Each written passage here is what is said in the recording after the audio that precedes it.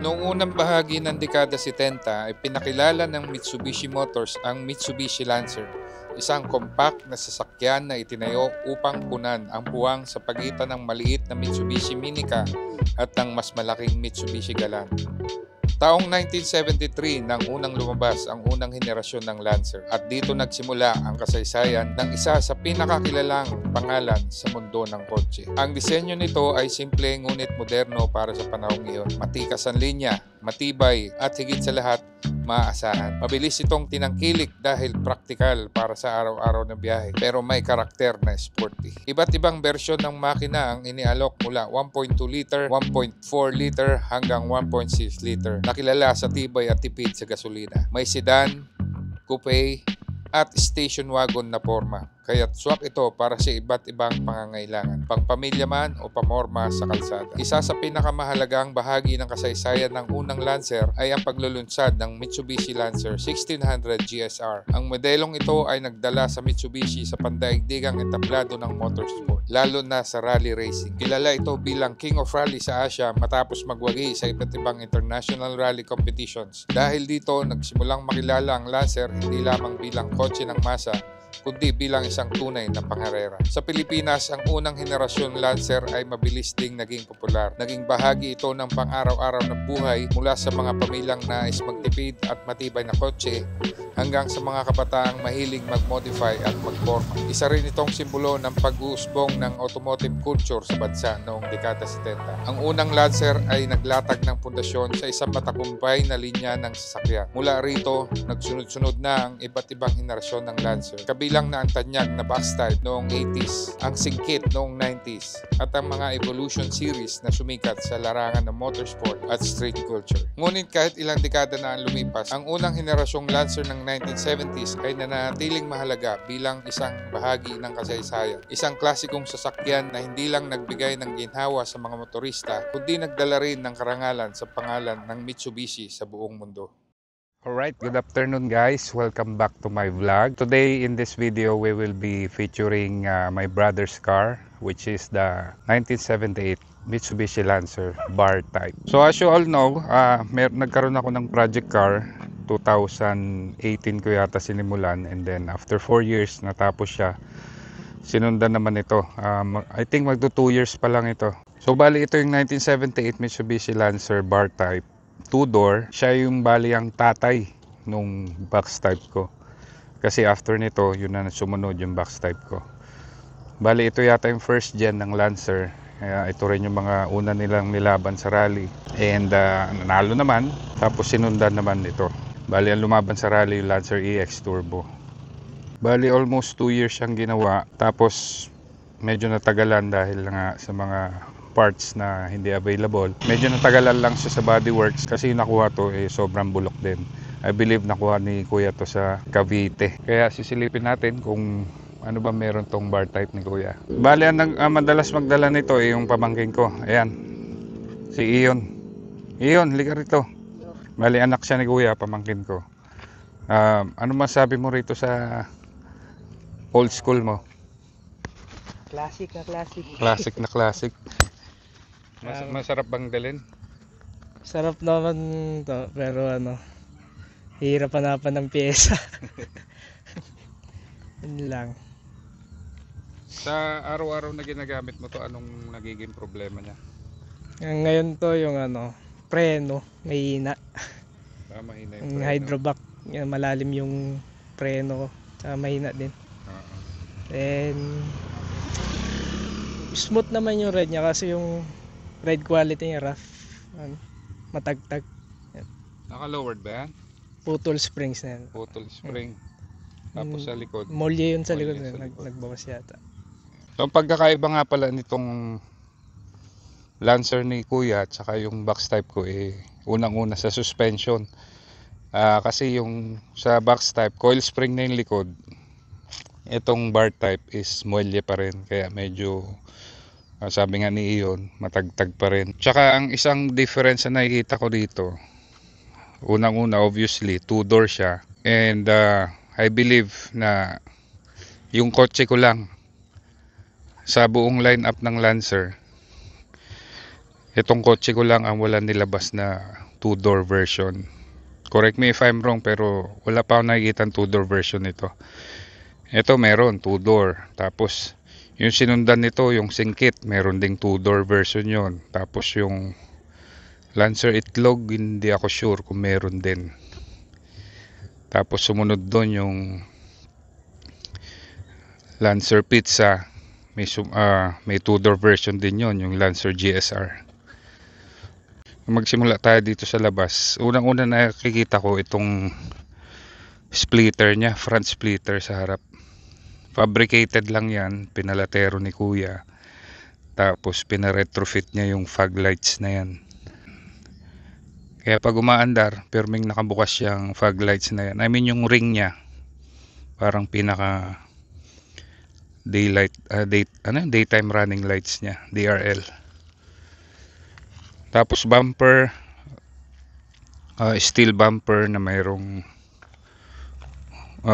molding sa magkabilang gilid. Hindi ko lang alam kung yan yung talagang bumper niya, dahil hindi ko naman alam yung eksaktong specifications ng 78 Lancer. Tapos sa mags, courtesy of LNS Rims, ay Mr. Santa Ana. Anong size nito?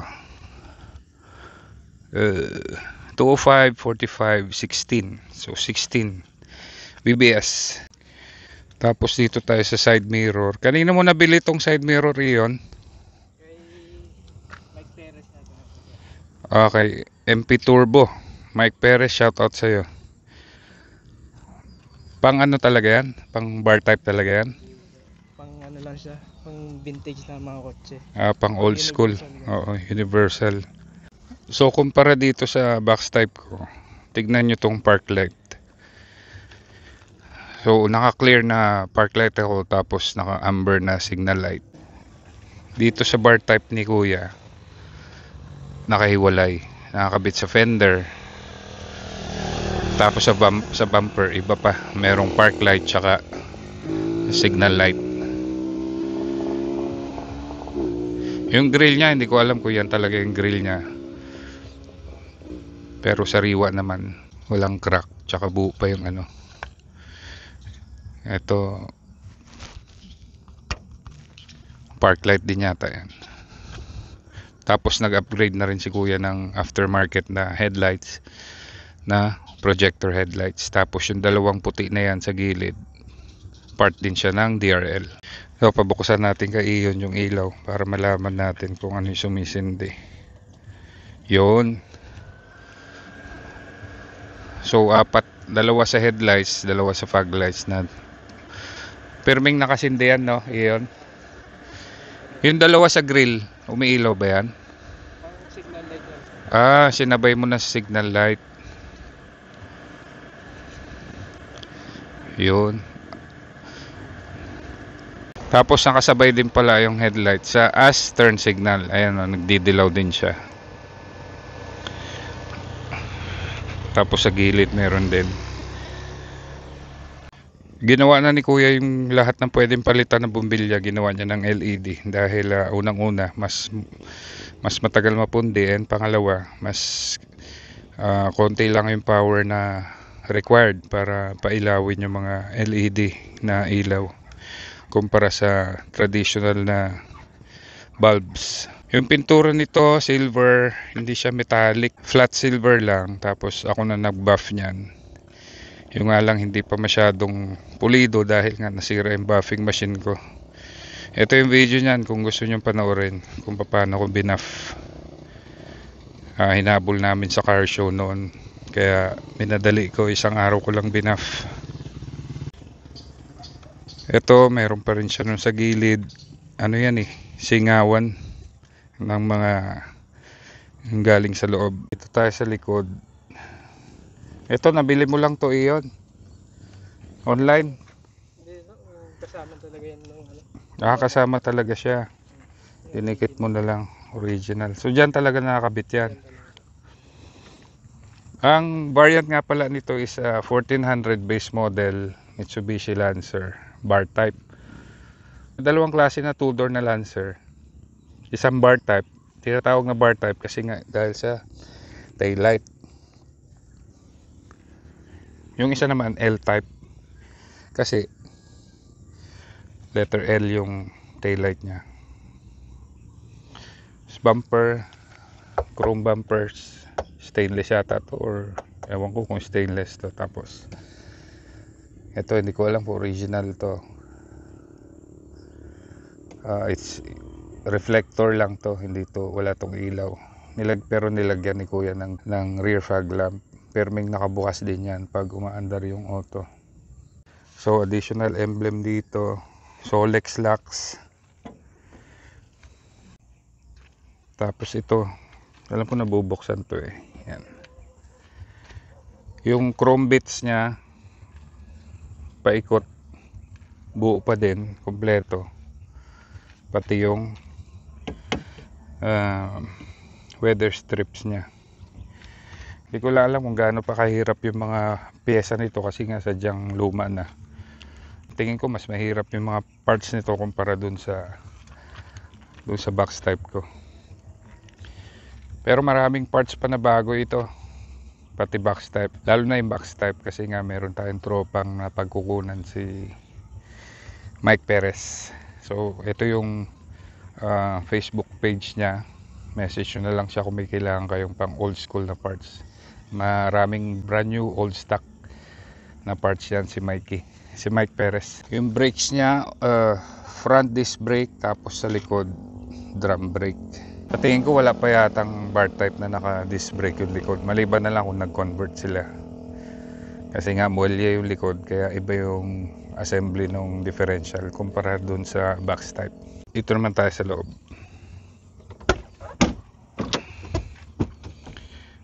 Yan. So unang-una mapapansin natin yung upholstery nya, side panel. Iniba na rin yung material niya sa loob. Fiberglass na ba ito iyan? Kahoy pa rin. So kahoy pa rin, pinalitan lang ng bago, tapos nilagyan ng balot na leather, tapos cloth yung gitna. Silagyan ng speaker dito, tapos bagong carpet. Pati dashboard binalutan na rin ng leather na mayroong foam para soft touch. Kesa may headliner, bago din. Pati yung sun visor binalutan na rin ng leather. Dito sa likod, reupholstered yung seats. Yan, tapos nabalutan na rin ng leather tong B-pillar tsaka C-pillar. Ayun. Tapos sa likod 6x9 dalawa, tsaka dalawang magaparis na subwoofer. Upuan, hindi na yan yung original niya. Alam ko kung saan galing yan kasi yung kotse nung anak ko, Toyota Synos, ganyan yung stock seats. Kaya nagulat nga kami nung yung nakuha ni kuya to, ganyan na yung upuan yan. Pareho sila ng upuan. So galing sa Toyota Synos to, inadapt na lang yung railings, minodify para magkasya dyan. Dito tayo sa loob. Original gauge, lahat gumagana, iyon? Yung speedometer, bro, hindi. Bakit? Hindi pa yata nakakabitan ng speedometer cable. Baka subukan mo yung binili kong pang L200. L200? Oo. RPM gumagana. Gumagana. Fuel gauge. Gumagana rin.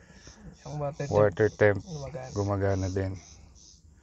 Tapos dito niya nilagay yung switch ng aircon. Ito fog light yung katabi. Sa headlight, tsaka sa park light. Okay. Oo nga pala, dihila. Ito yung fog light. Fog light, tsaka push start button na rin to. Wala siyang stock dito. Dito kasi yung sa box type ko wiper. Dito wala. Ito yung pinaka hazard nya. So original na manibela na sungay. Tapos dito sa dashboard, ito pang ano rin, pang box type to. Inadapt na lang dito para naman medyo presentable ang dating, kasi yung dati niya sira na yata. Glove compartment, yun o, magana pa rin. Tapos yung mga air vents niya may saraduhan. Yan o, open, close. May mga features din siya noon na okay, kahit luma na. Car stereo, Pioneer. Ito gumagana? Hindi ito. Oil pressure, wala din. Relo, wala din. Sayang, pagganahin mo yan. Oh. Ito, mukhang ano siya oh. Mukhang... Para sa 1600 yata ito, may orasan yata yun.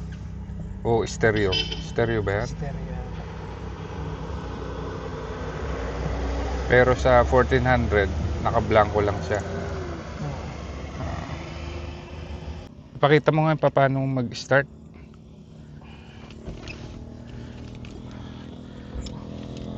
Susi.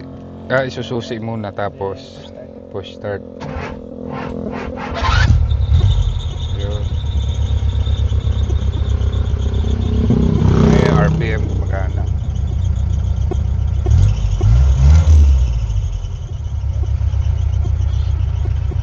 Itong shift knob, ito yung binigay sa akin ni si Kuya Mandong. Binigay niya sa akin kaso hindi kasi sa box type ko, kaya dito na lang hinabit sa bar type ni Kuya. Tapos na tayo sa loob, dito naman tayo sa makina. Yeah, pogi po. Thank you.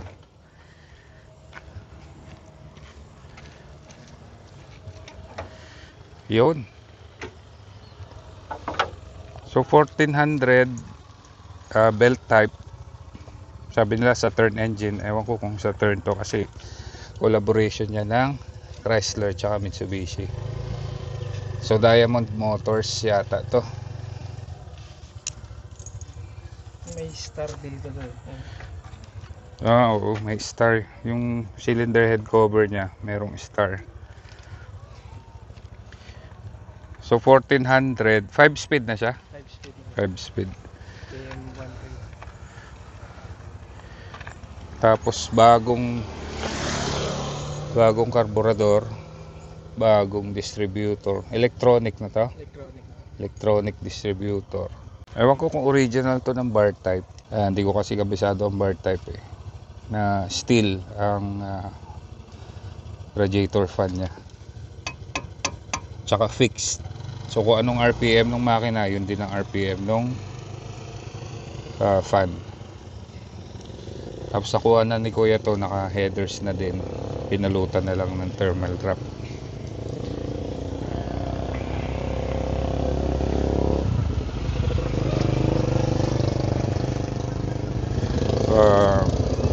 Windshield washer reservoir, bago.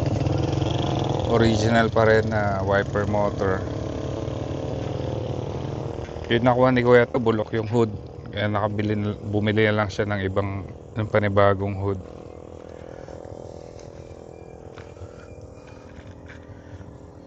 May aircon na to? Wala pa. Wala pa rin. Pero nakaabang na yung tawag dito, laminated condenser, tapos mayroong twin auxiliary fan. Dryer na lang.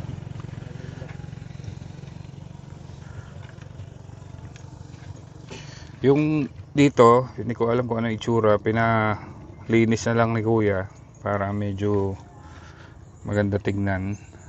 Pati dito, yan. Tapos kung mapapansin nyo, walang battery. Nirelocate na rin yan doon sa trunk. Bali, ayan yung wire. Kita nyo yung wire na pula. Yun.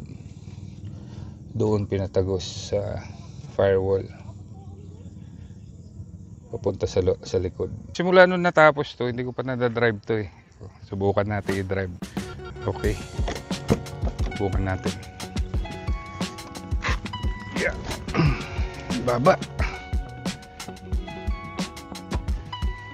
Hindi na adjust to. Hindi na. Ay. Okay. Testing natin.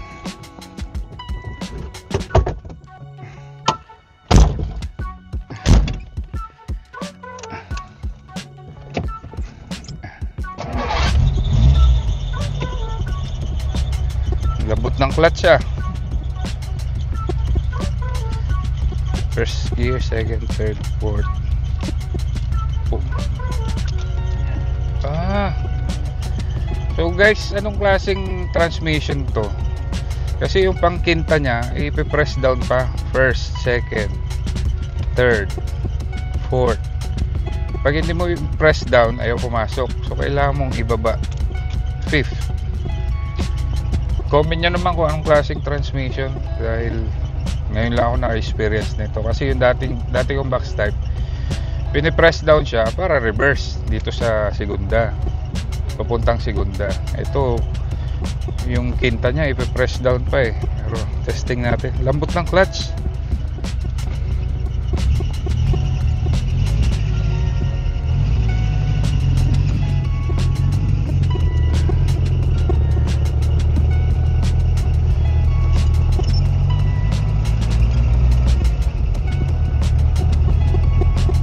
Yun medyo pumapalya siya.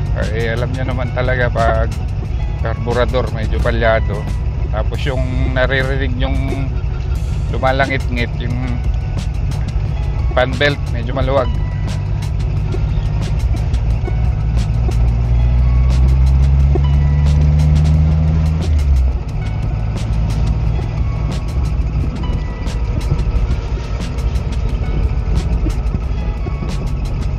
Hindi naman ganun katagtag, mas matagtag pa nga yung box type ko eh.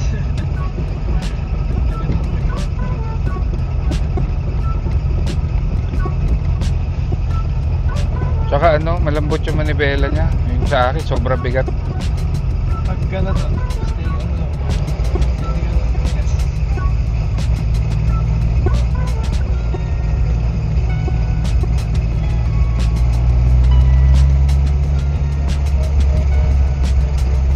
ngayon yung fan belt.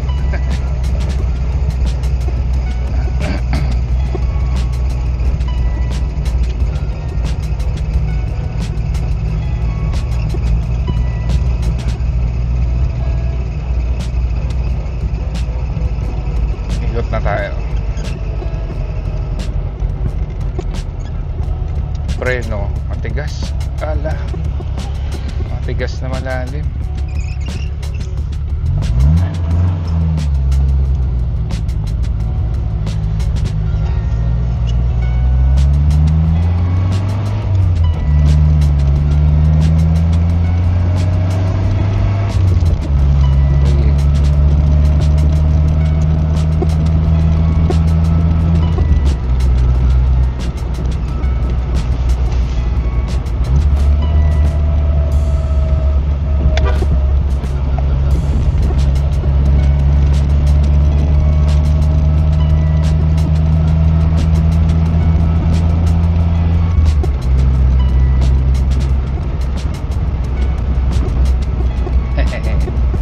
Ayos din.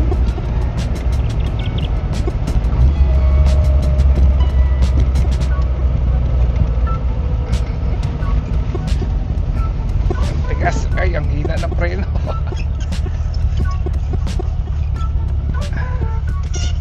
Eto natin. Yan. Medyo mahina yung preno niya.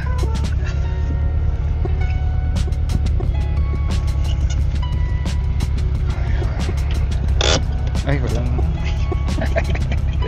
wala yan brake. Patay na natin. Okay, medyo nanibago ako. Mahina yung brake. Parang walang parang wala siyang vacuum, wala siyang assistance na nakuha sa hydrovac. Kaya ngayon pasilip mo yan delikado yan. Pero okay naman. Actually medyo mas smooth nga siya kumpara doon sa box type ko. Ay kayo yun, i-drive mo yan na ma-experience mo. Dito naman tayo sa box type ko. At simula na tapos to, hindi pa rin nadadrive ni Ion. Kaya ipapadrive ko sa kanya, subukan niya. Yan, yung Solex. Yan. Kumana sa likod. Ay, dito.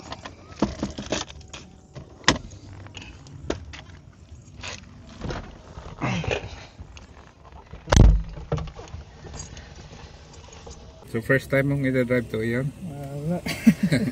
Ano bago? Malambot yung clutch, malambot yung preno. Baka manibago ka kasi yung kabila matigas yung preno. Susub-sub tayo dito. Sige, nakambyo ha. Lambot.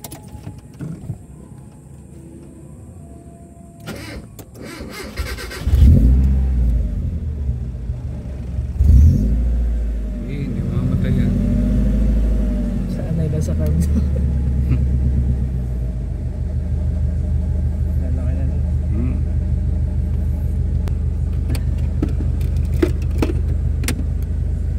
Bali ito yung sinasabi ko kanina, yung aircon vents nung kabila. Ganto. Sige, banat.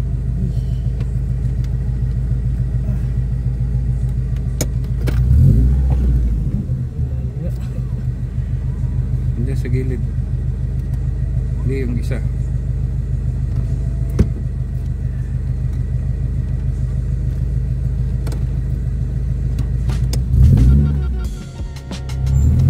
Hindi, wala. Ayun, tigas. Tigas niya.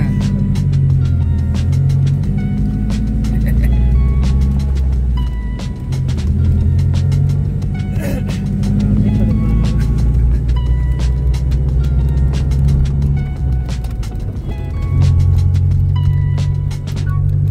Matagtag.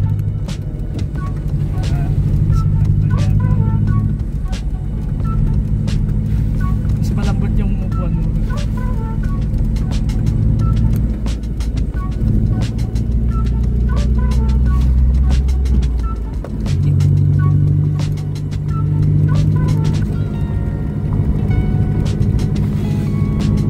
Baka may preno. Oo. Malalim pero malakas na.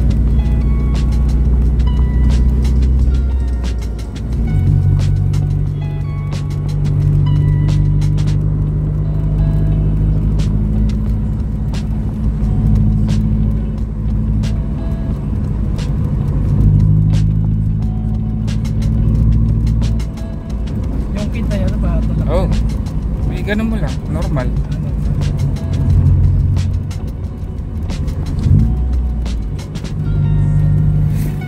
Ikot mo na. Sabi. Inibago siya sa side mirror. Oh. Kaya niya yan, isang ikot lang. Sige, pigay mo konti.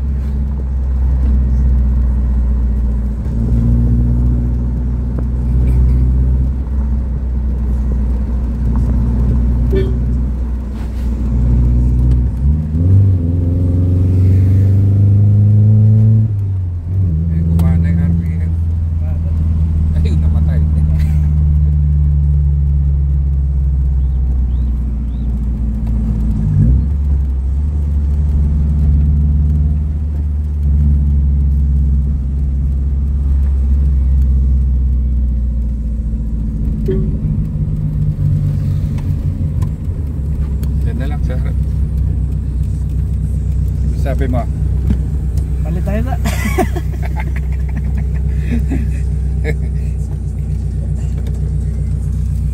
Ayos na, ayos. Up. Yeah. Palit daw kami.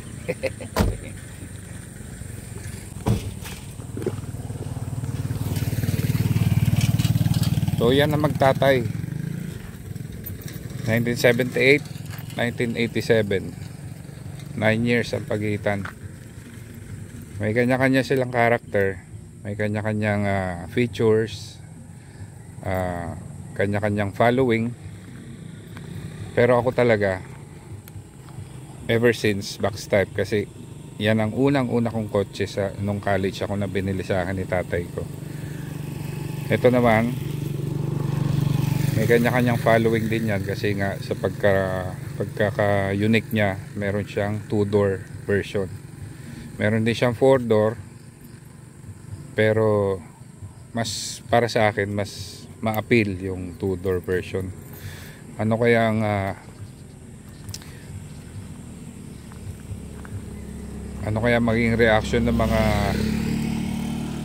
box type lovers kung merong 2-door, no? Kasi gaya nung Toyota Corolla, yung kasabayan nito, meron siyang 2-door version eh. Hindi ko lang alam bakit hindi sila naglabas ng 4-door nito, ay ng 2-door nito. It's a shame, pero sa tingin ko mas patok siguro yun. May drive niya pa daw ulit, masarapan.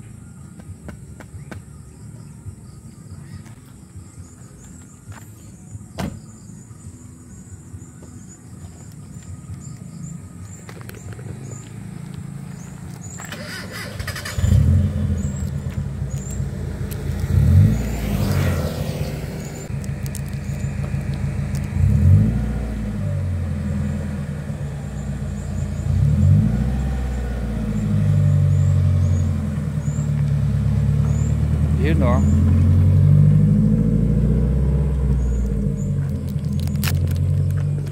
Bihira ko lang makita yung kotse ko na rolling dahil nga ako lang naman nag-drive niyan, kaya okay din siya makita na umaandar.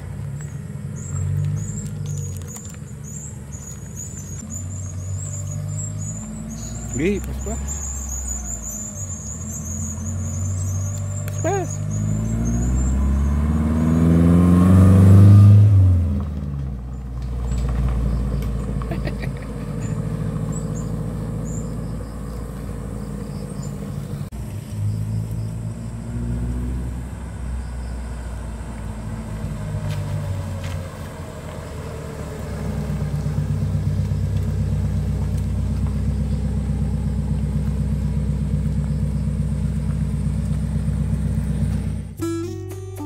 Alright, syempre hindi natin malilimutan batiin ang ating mga subscribers. Unang-una kay Hampas Lupa 3395. Shoutout sa iyo sir or ma'am.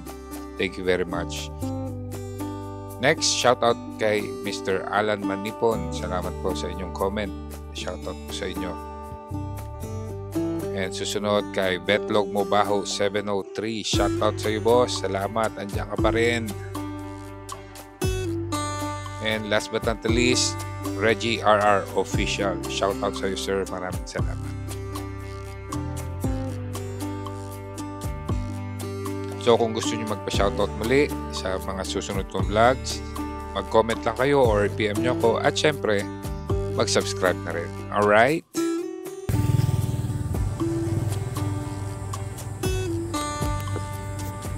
Okay, dumidilim na. So yun lang muna ang video natin for today. Thank you very much for watching. I will see you in the next one.